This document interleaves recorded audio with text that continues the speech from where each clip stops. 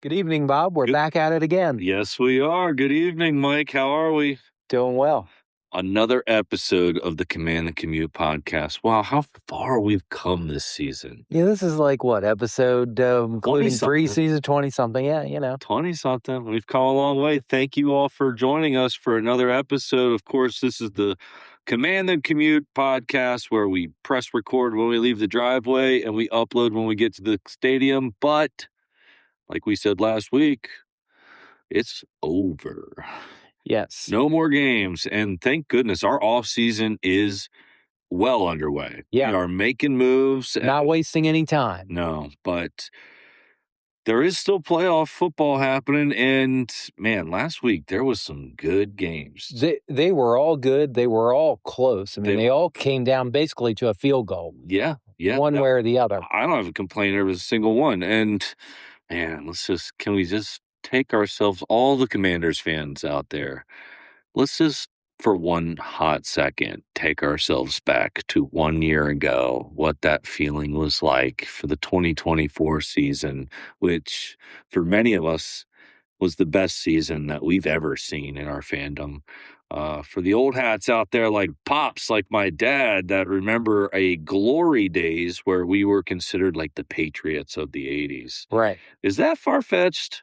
I don't think so. Not when we didn't win as many Super Bowls as the Patriots, but we from 82 on up. Well, you can even argue from there was some good teams in the late 70s. So we were an 80s team. Yes, but even to the 91 season, many people think that was one of the greatest teams of all time.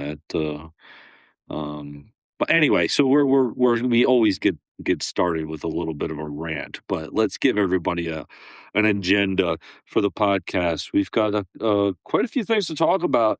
In our first quarter here, we want to hit on Commanders news and all things related to that in our short off season thus far. We've got some stadium talk. We've got a new offensive coordinator, which we broke on the podcast last week and mispronounced his name wrong, like I'm sure many did when they read it the first time. We weren't the only people that never heard his name, even though we are huge fans of the team. Huge fans of the team can also not know who our assistant quarterback coach is. So right. We'll forgive ourselves. I mean, he's low on the totem pole of coaches. Do you know your ball boy too? But so we're going to talk about that. Then we want to get into our Beast and Lease segment, which we've kind of picked and choose from week to week, and we haven't done our Beast and Lease in a while, so we're bringing that back to you. And then obviously we're going to finish up the podcast with our playoff segment. So let's get things underway. And Mike, they released the renderings for our new stadium, which is unofficially being called the new RFK, but because it doesn't have another name yet, right. But it's just being called new RFK. But they released the renderings today, and let's just say I'm happy with it. Yeah. Awesome. Just all the way around. In some of our early podcast episodes, we were talking about the news of the stadium as it was being voted on and released on, and just the little tidbits we're getting here and there.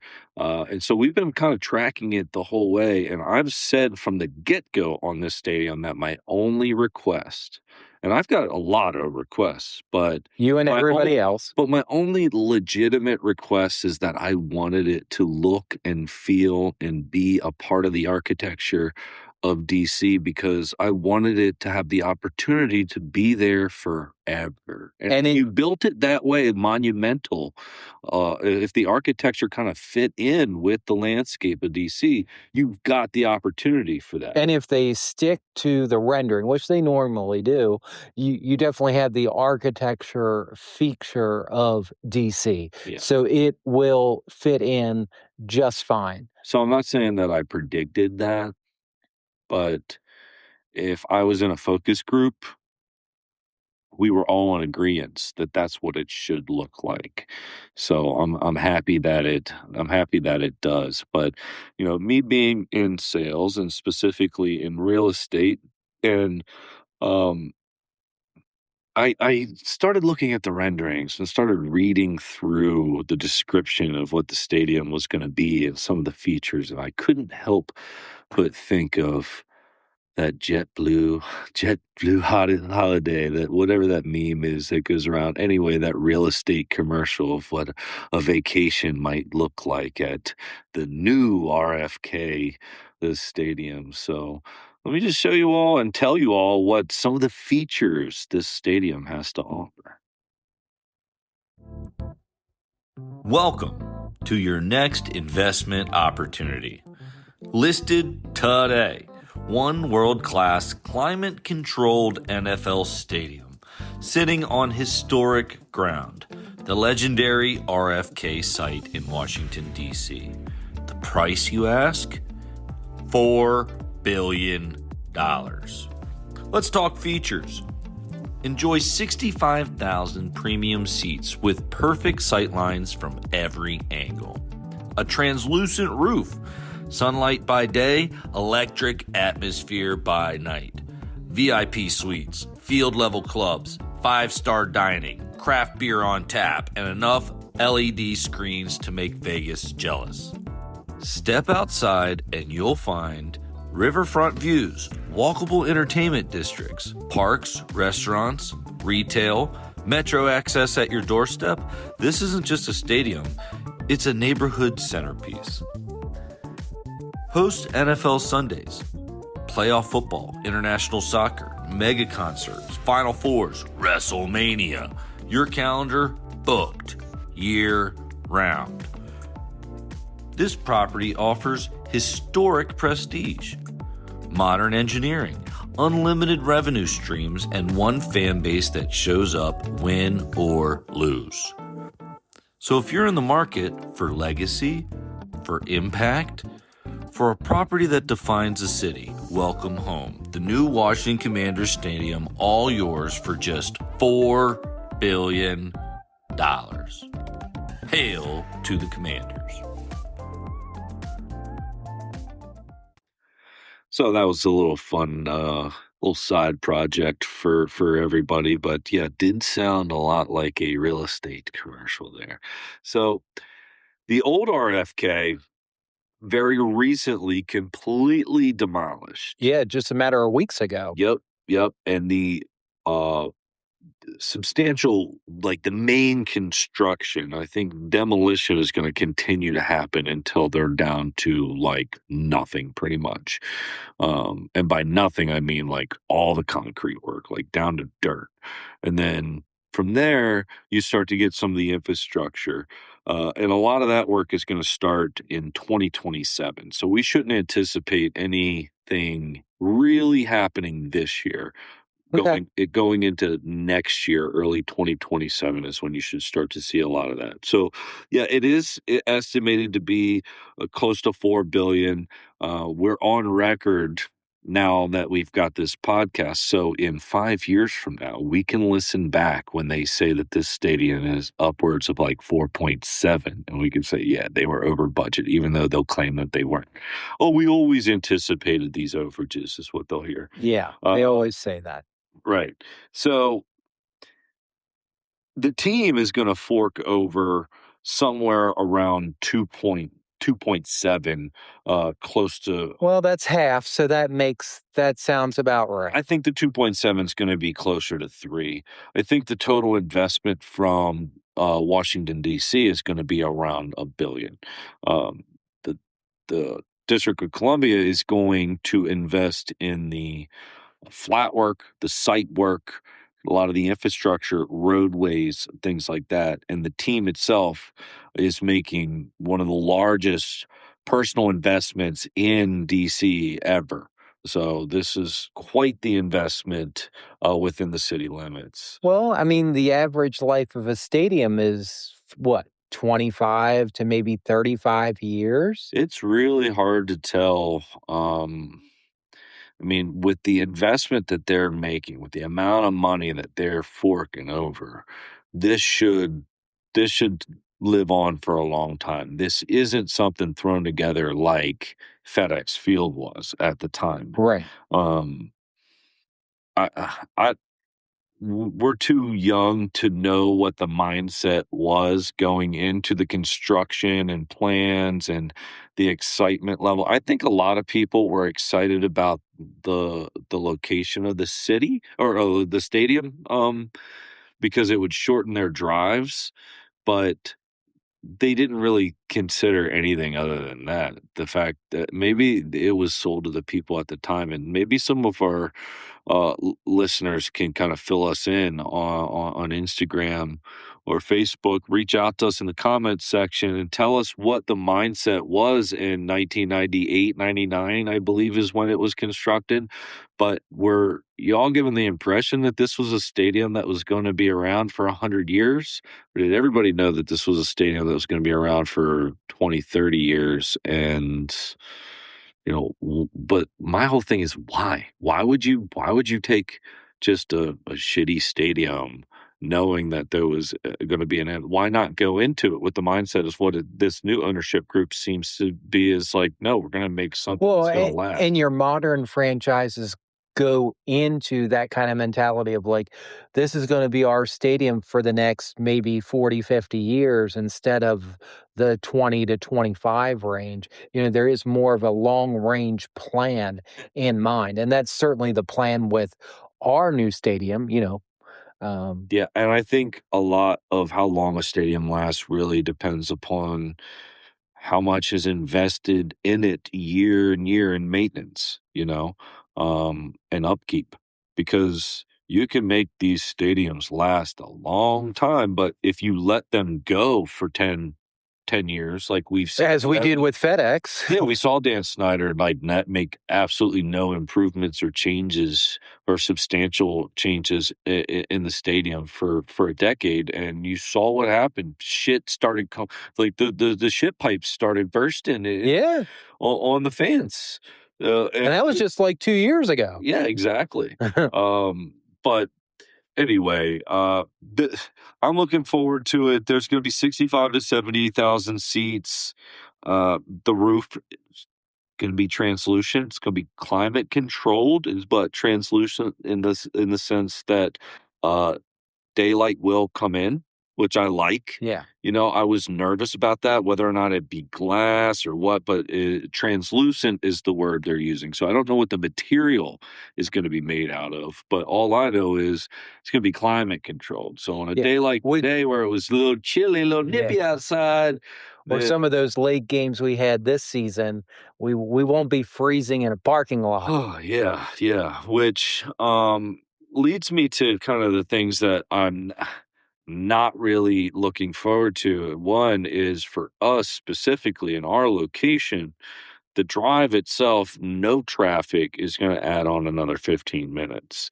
So people will have to put up with us for a little bit longer on the pod. But outside of that, I'm pretty excited about everything that they have advertised. What about you?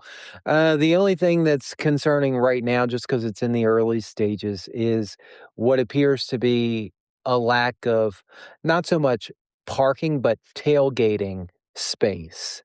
And I've heard some rumblings about that online already within the last couple of hours, where are we going to tailgate? How's that going to work? Because especially with football compared to other sports like tailgating, doing anything before the game is, it's a tradition more so than any other sport. I see lots of plans for parking garages and all that. I can only imagine the price tag they're going to put on like tailgating parking garages, which I'm sure they'll have parking garages assigned to that will allow for tailgating in some capacity. And for fans like us that don't necessarily throw the football around, we don't necessarily need, I would actually not mind tailgating inside a parking garage with a roof over my head as opposed to being out in the wind, in the rain, in the snow. Yeah. There are some benefits for sure. And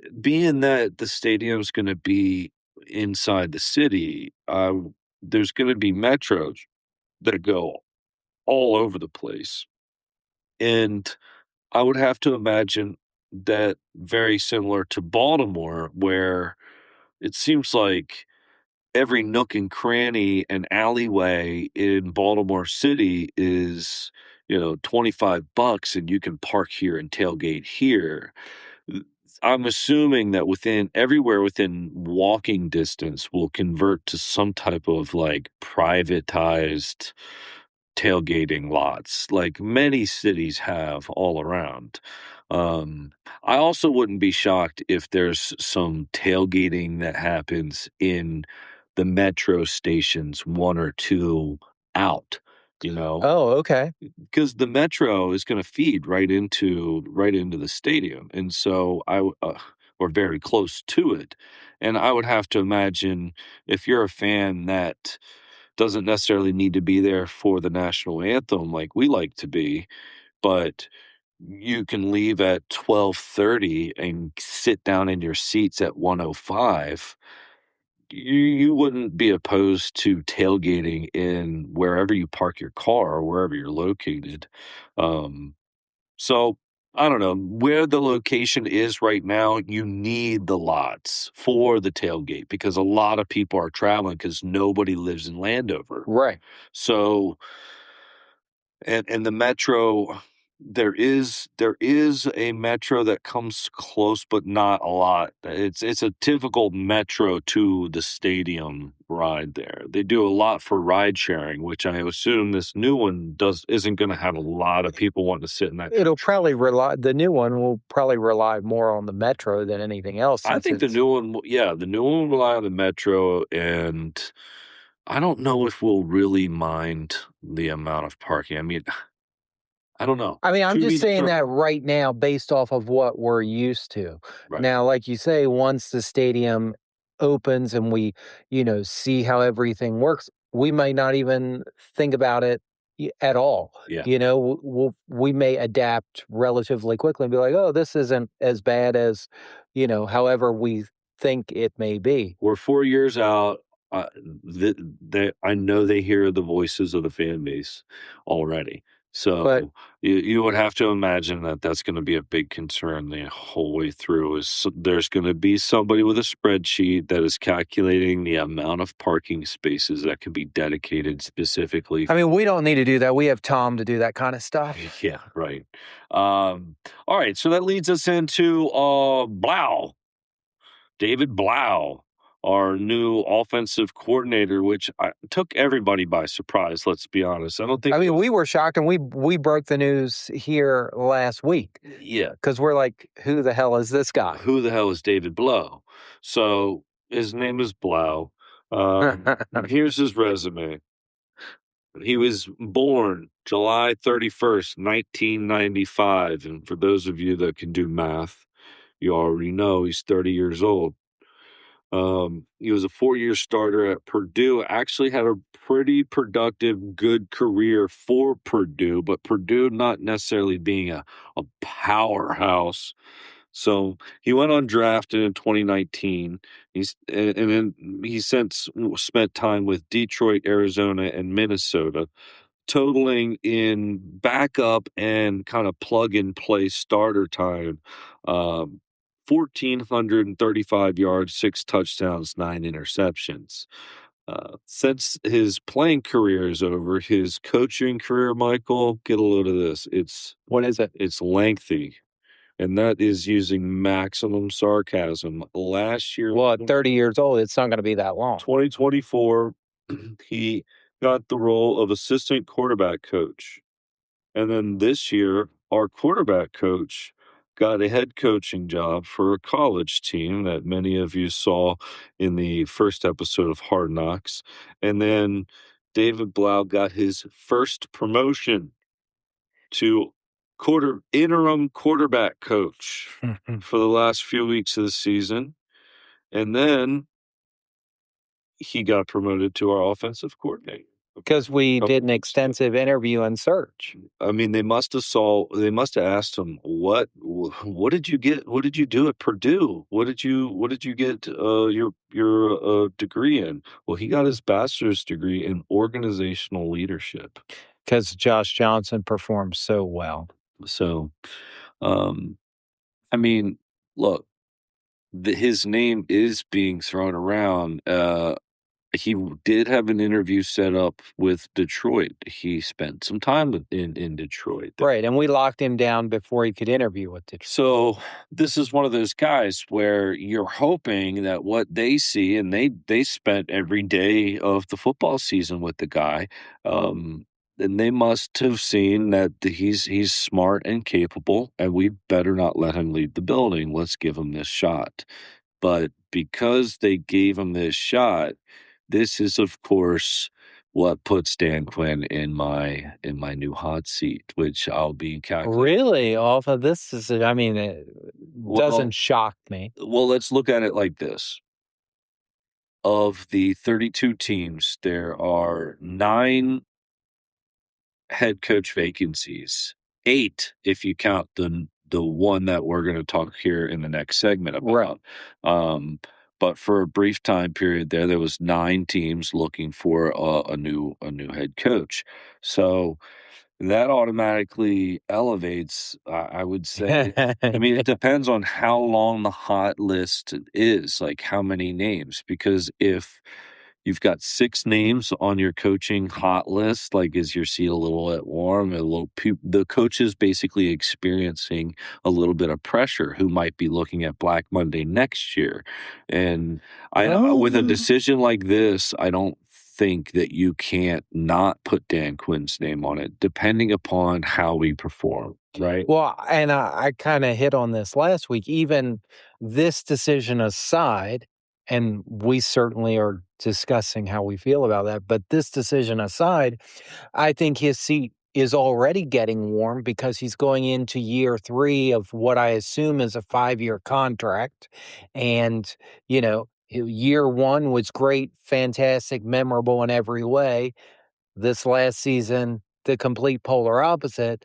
So if things don't turn around in year 3, his seat is not only warm, he might be one of the Black Monday coaches, just because that's the nature of the league. You get 3 to 4 years of the 5 years that everyone typically signs for, and then you're out. Well, you've got a huge excuse, and I think the owner and the organization is basically giving you this excuse, is that this was an historically injured team. So, and that's the only reason why he wasn't discussed this year as a hot coach. Well, and the other thing too, and Dan Quinn, out of all the teams to have like the high and then the low, like we experienced from 2024 to 2025, Dan Quinn, he didn't lose the locker room one bit. You didn't hear anybody kind of complain. You didn't hear anybody really. You didn't hear anything. Everybody was still focused. Everybody was disappointed, but you could still see there was a fight there. Oh yeah, there's no question he still has the locker room. So, and then it comes back to what we were talking about last week as well, which is who you're going to replace the guy with. And you've got he built a really, really good culture, and it just depends on how next year turns out. If there is an historic excuse built in, then he probably gets another year. If the offensive play calling and the offensive scheme and the defense, and we still continue to have coaching troubles because he got the OC and the DC decision wrong, because we're assuming that DQ has the power over his staff.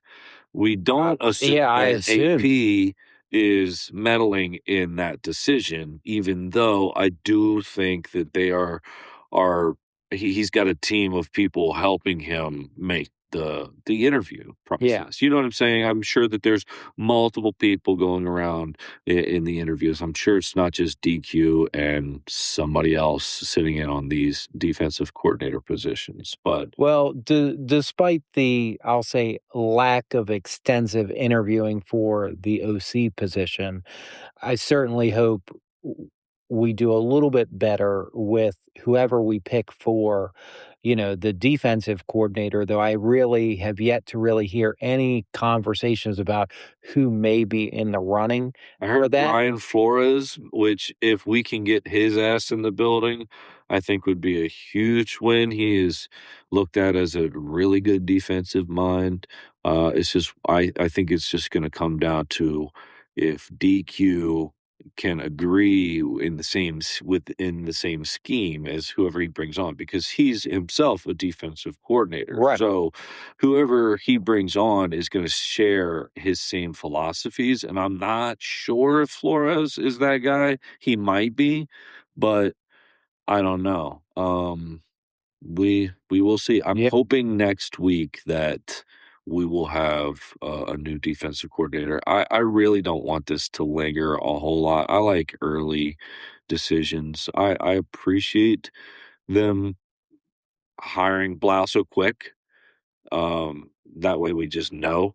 We can talk about it. We can get that conversation over with, and everybody can come in with the consensus of, I don't know what our offense is going to look like, but I hope this decision was a good one. Okay, see you next season. Yeah, and that's basically where I'm at. That's where it is. So let's leave it at that and move into our next segment.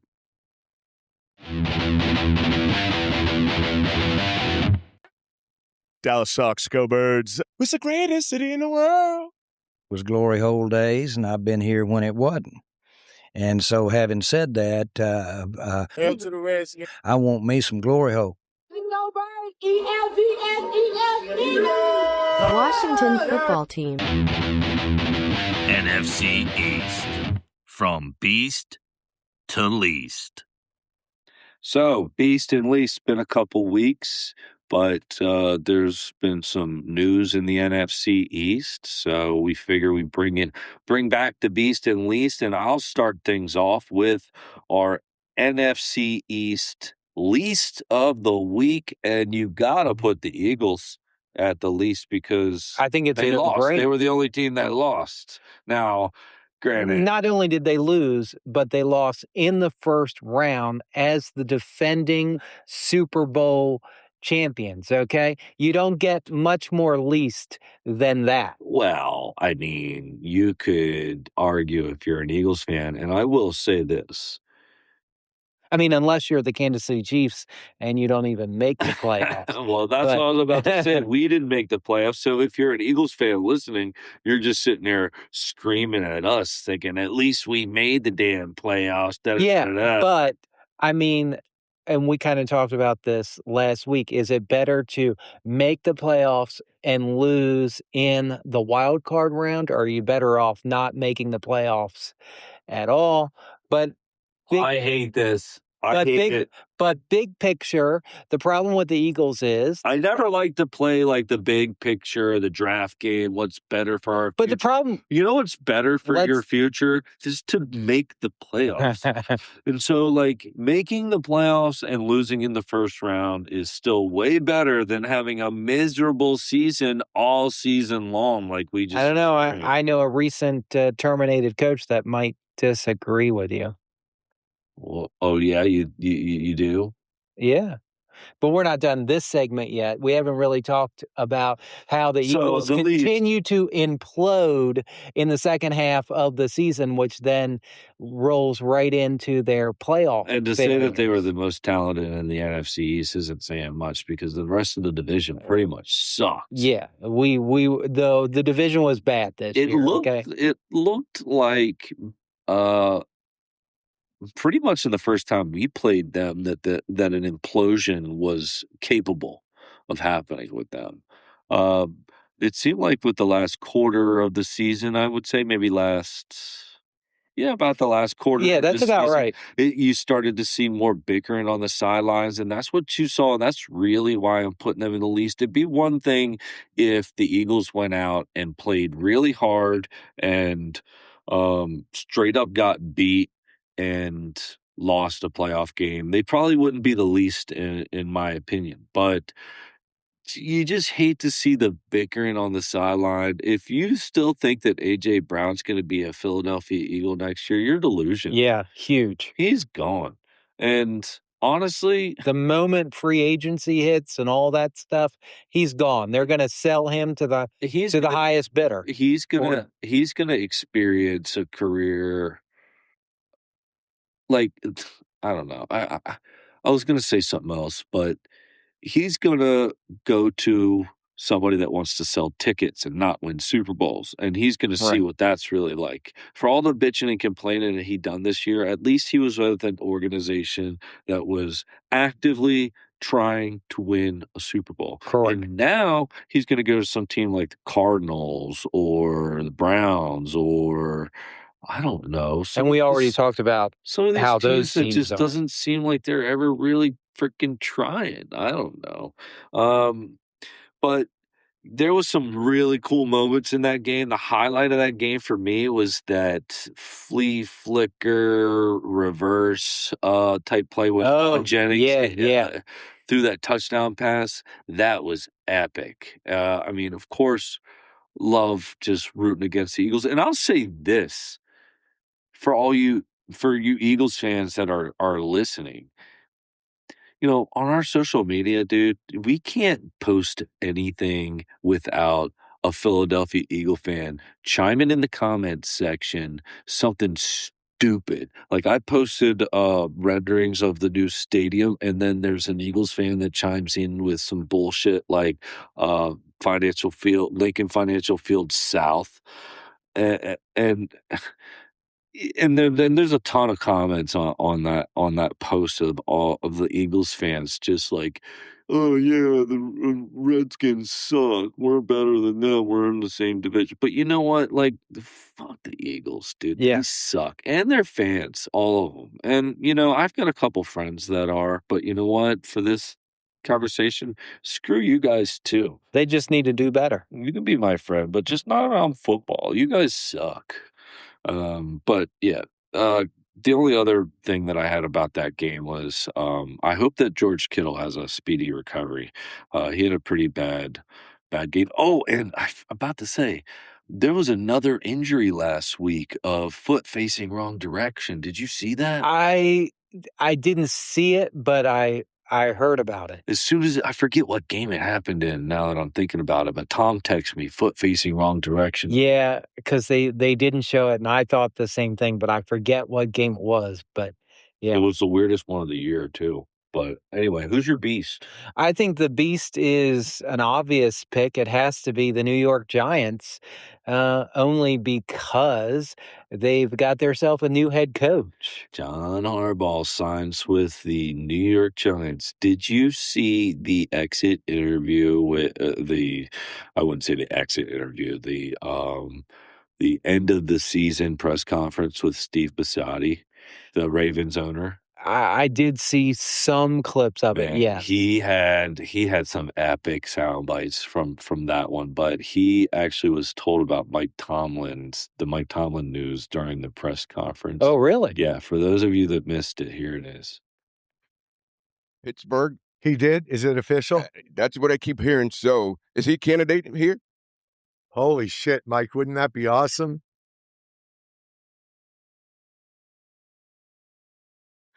Only if John takes the Pittsburgh job. Wow. Wouldn't that be interesting? I don't know. That thing last week maybe disqualified him from my opening after our kicker missed a kick to let them advance. Good for Mike. Yeah, I don't know. Talk to him. I love Mike. I mean, I've admired Mike for 18 years, and that's really shocking that he did it that way. But yeah, that's kind of crazy. So, yeah, Harbaugh, 5-year, $100 million contract, $20 million a year. This guy is going to be making tons of money. And we thought the John Gruden 10-year, $100 million contract for a coach was crazy. He'd still be under contract if he was. Yeah, and still in he's the he's league. trying to make a comeback. But anyway, I mean, hopefully it works out for the Giants and for Harbaugh. I mean, we talked about it last week. It's one of the more interesting openings that are out there, given all the young players that they have. So it'll be interesting to see what he's able to do there. I don't know, like I've kind of heard on social media, I don't know if it makes them instant contenders, but I mean, it certainly puts them up there. Well, last week we kind of ranked all the teams in what was the most desirable as unbiased as we could be, and we put the Giants at number 2, right behind the Ravens. So now that the Giants position is filled, and the Pittsburgh job is open, I'm going to go ahead and put the Pittsburgh job at number 2. I think that's a no-brainer. I'm still going to leave Ravens at 1 just because their quarterback is established. So for a head coach coming in to have Lamar Jackson, I think that's and Derrick Henry and the rest of the players that they have on the roster. But I would put the Steelers number 2 for all the same exact reasons why we had the Giants up there. Well-established organization. Steelers being one of the historical franchises in the league. I mean, I think they're going to have to go looking for a quarterback. I don't think Rodgers is going to come back to Pittsburgh without Tomlin there. No, but honestly, if you're the Steelers, like they're primed for some fresh blood, some young blood to come in and shake up. Yeah. That we need a new era of Pittsburgh there, I think. Well, you're definitely going to get that after 18, 19 years. Well, it depends because do you think that they go young or old? Because I just think that you can build, if you find the right guy, you can build a winning culture young and sustain it like we saw both those organizations do. I think like so many teams, they're going to end up going young unless they get a veteran head coach like a Mike McCarthy, something like that. Otherwise, they're going to pick one of an endless number of OC, DC coordinators and say, hey, you're the guy. Okay? Yeah. I kind of feel like Pittsburgh's going to go for more of a defensive-minded. Baltimore's going to go for more offensive-minded. That's just my gut. I could be wrong. Harbaugh was a special teams coach, so who knows? But, as far as John Harbaugh and the Giants being the beast, I think you're right. And I've never had a strong opinion about Harbaugh one way or the other. I've always kind of actually liked him. And it's just disappointing that now he's within our division and my opinion on him is going to change. I'm going to start to be a little bit more biased, and I don't think I'm going to like Harbaugh anymore, which that's kind of disappointing. Yeah. I mean, I do like him as a coach, and, like we talked about before, I don't know if I would have let him go in Baltimore, but it'll be interesting to see with him in our division. Yeah, it's going to be like I don't know if I can be a fan of him as a coach when he's in our division and we need to beat him in order to move forward to better ourselves. Yeah, screw Harbaugh, he's dead to me now. So, which is a shame because I always thought he was a really good coach. No, not no more. Not no more, you don't. But hey, if he can turn New York around after several losing seasons and their kind of endless carousel, good on him. No, but I don't want him to do it at our expense. It will be at our expense if he does it. So unfortunately, I hope that John Harbaugh finishes his career with a losing record and losing franchise, and I hope that he just coaches. You wish him nothing but the worst. Of course. I don't wish him the best, and which is disappointing. I felt bad saying that because I always rooted for the guy. I didn't have anything bad to say about him. It's weird because I don't have a strong preference for Pittsburgh or Baltimore. And a lot of my friends be like, "What? Screw that!" Da, da, da. But it'd be like asking them, "Do you care?" Like you don't care about Washington, Dallas, Washington, Philadelphia. You don't care about our rivalries. So like, what difference does it make to you? It made no difference to me. Pittsburgh, Baltimore rivalry. And So at the I end of the always day, kind of it didn't matter to me who won that game I either. rooted for both. I always kind of enjoyed both teams, both Yeah. fan bases, both everything. Baltimore being right in our backyard, Pittsburgh being right up the street. We get a lot of both fan bases in this area. So I never had a bad thing to say about both.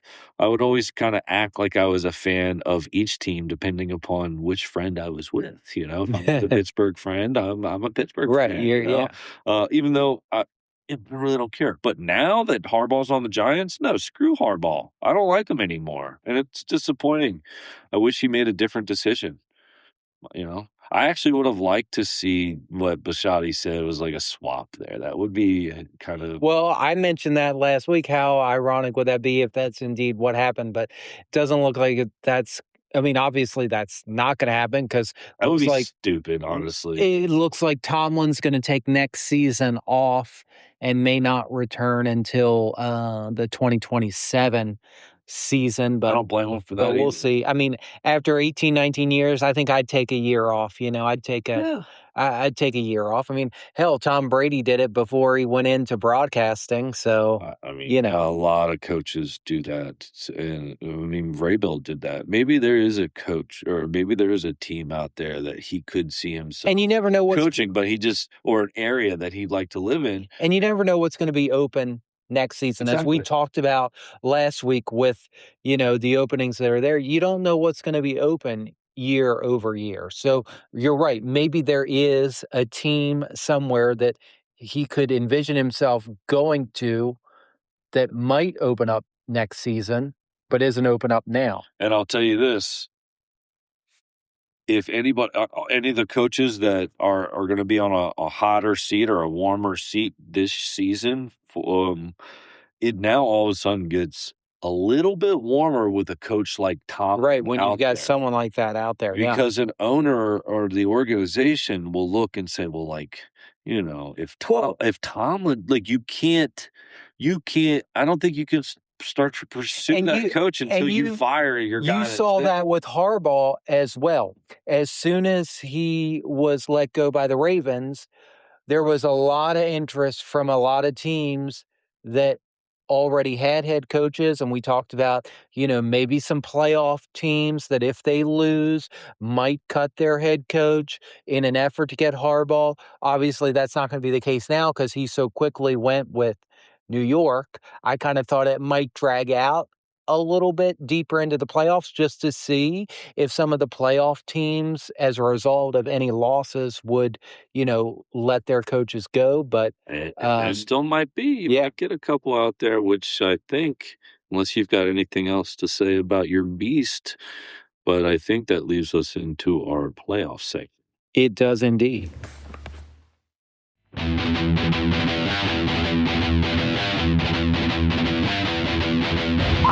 Playoffs? Should we go to the ship, right? Yeah, we could. Man, we going to the ship. We going to the ship, huh? We going to the ship. We going. Playoffs? Playoffs? Last game of the year, Brent. Can't hold anything back now. You kidding me? I just hope we can win a game. All right, so playoffs, just a little tidbit here. Tom and I did make our bets last week. I went 3-2 in my picks. Tom went 3-2 in his picks. So draw. So the break even. We are continuing the record. And, I'm not sure what our betting situation is going to be this week with just the limited matchups on the over-unders and the pick'ems or whatever. So Right. I'll fill you guys in on how I did against the spreads with Tom and I and how our records continue. But let's just go game by game this week. We've only got 4 of them. The first game's going to be Saturday, 4:30 p.m. Bills, Broncos. What do you think? The over-under set at 45.5. It's a 1.5 point game, kind of a pick'em game. Obviously, Broncos at home.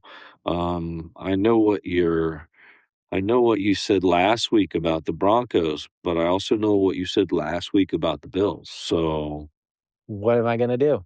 I'm going with the Bills. You're going with the Bills. You're rooting. You're going with your heart, and you're going with who you want to win. Yep, going with the Bills. Because you were pretty high on Denver last week. You said Well, that was last week. This is this you week. said whoever going to play Denver next week, you're going to lose. So, well, we're going to see how that plays out. I'm also going with the Bills, and I'm with you, man. I'm going with my sentimental. I want Josh Allen to win. The guy, as we talked about last week, he deserves to win a Super Bowl. I don't necessarily buy into, win this year or bust because of like Mahomes being out of the playoffs and stuff. But there's no Mahomes, there's no Jackson. But he deserves a Super Bowl win. Hell, that franchise deserves a Super Bowl win. And who better to try to get them there than Josh Allen? So he's right smack dab in the prime of it too, Yeah. Like and if they don't get it this year, I just feel like there's a shakeup happening within their there very roster. Well could be because they've been close for how many years now. McDermott's the name that's been floating around there just because he's gotten so close and teased the fan base and teased the organization with like how good they've been, but just haven't been able to get over that hump. So I'm hoping that the Bills can at least get back to the AFC Championship game and face off with whoever's there, which we'll predict here in a second. After that game, you've got at 8 o'clock 49ers, Seattle Seahawks. Who you got in that game? We saw this matchup, didn't we, in week 18, week 17? Yeah, it's been about 2 weeks since they played each other. That game was epic. I am truly torn on this game. I want the 49ers to win. But because of the number of injuries that they continue to deal with and go through, and new ones coming up week after week, as much as I want the 49ers to win, I think the Seahawks will win. Yeah, I think the Seahawks will win, even though I really want the Niners to win. I think the Seahawks will end up winning. Yeah. Because I just don't think that they can overcome all of those injuries. At some point, it's got to catch up with them. So far, you and I are in agreement. I got the Seahawks too, and I just go back to watching them against us. We watched a lot of football this year. We watched a lot of games in person, and the main thing that I took away from that Sunday night football game in our throwback jerseys at home, that they crushed us. They looked very, very disciplined. And Smith Najigba and Sam Darnold, those guys got a really good connection, and Kittle's out. So for those reasons, we are in agreement on the Seahawks, which leads us into the Texans versus the Patriots. And I'll just give a little Caesar teaser here because the next game, the final game of the weekend, is Rams-Bears. But my reasoning for my winners on both these games are the same. So go ahead and give me your pick first with Texans-Patriots. This is a toss-up game for me. But I think I'm going to go with New England. It could go either way, but my gut's saying New England. So going with the hot team, hot offense, Drake May. Yeah, I'm just going to say New England and leave it at that. All right. I am going to go with the Texans because the old saying out there that defense wins championships. So Texans got best defense. So I'm going to see if that wins them a championship. Plus, Drake May and that whole team, it's young. You get into a big moment like this, I think it might get to them.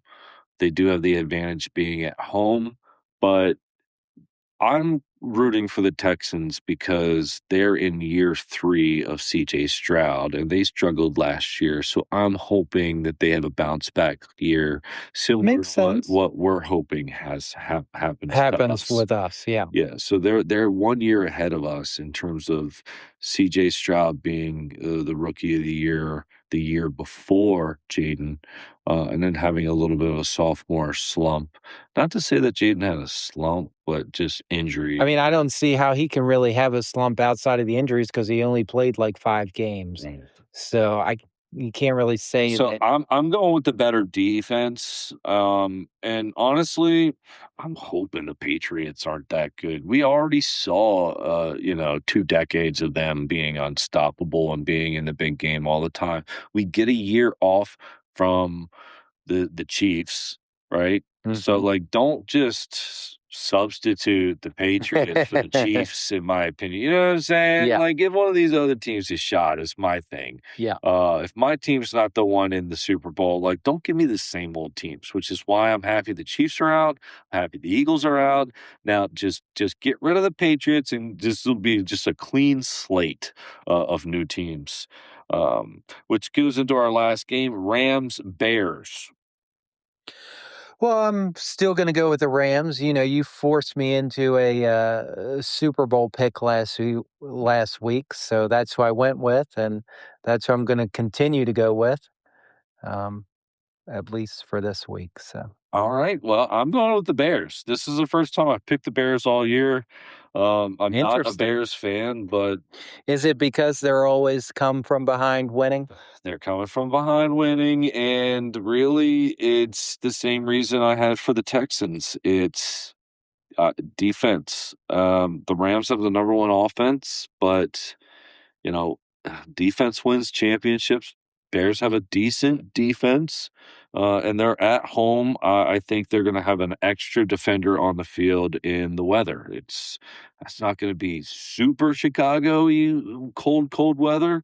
It's not going to be, in the single digits, but it's still going to be cold compared to the Rams and Los Angeles and what they've been experiencing. So there you have it.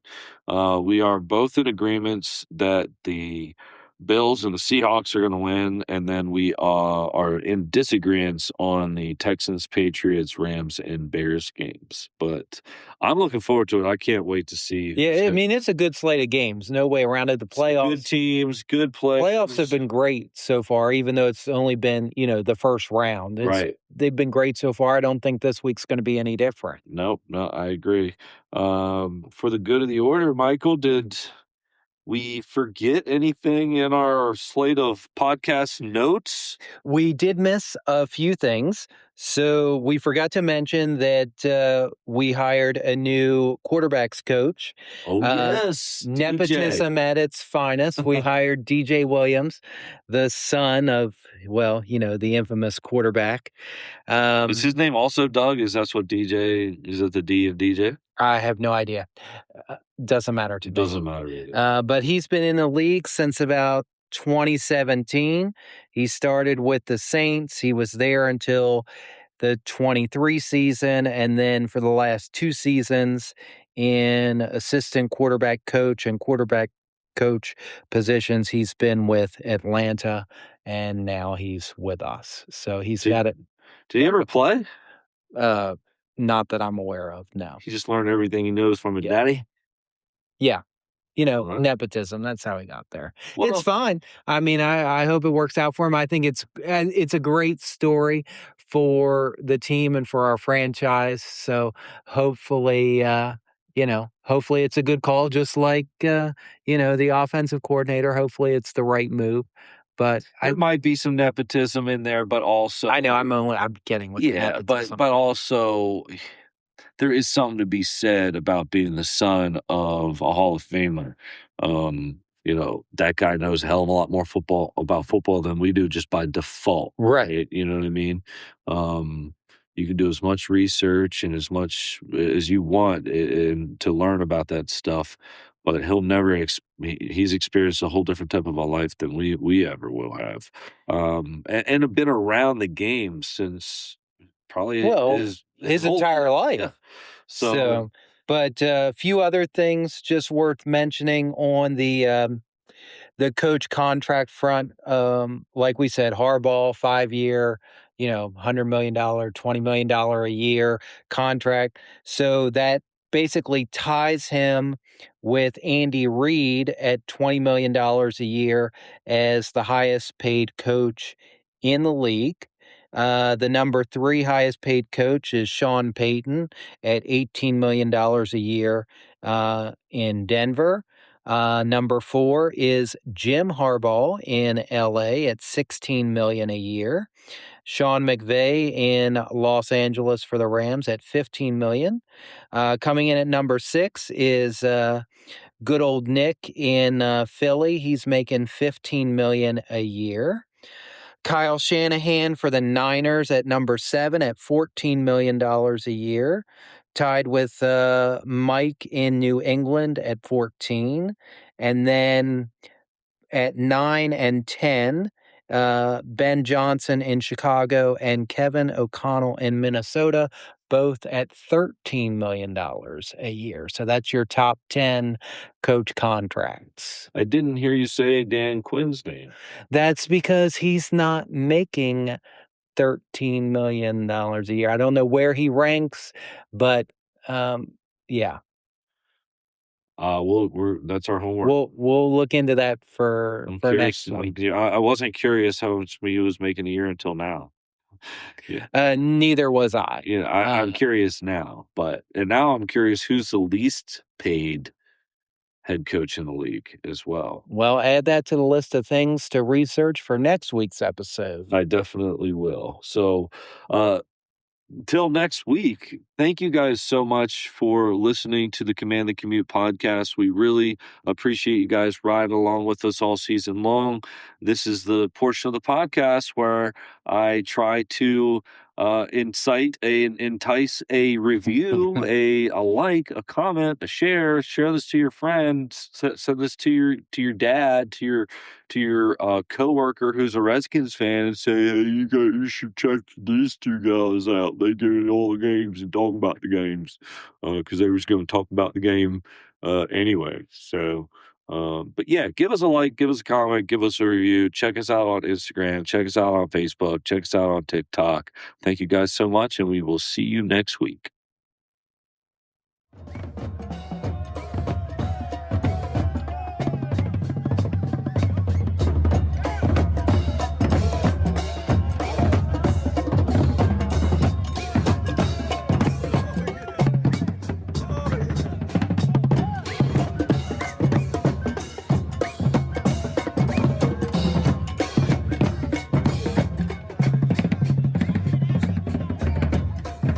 Give me a hell yeah! I said give me a hell yeah! Thanks for listening to the Command the Commute podcast. I now welcome you to crack a cold beer, cook up some chicken wings, and enjoy the football game. Because the Commanders, the team, the Redskins, or whatever else you call them, is gonna kick some ass. If this is a home game, Bob and Michael will be in the Red Zone lot at Northwest Stadium.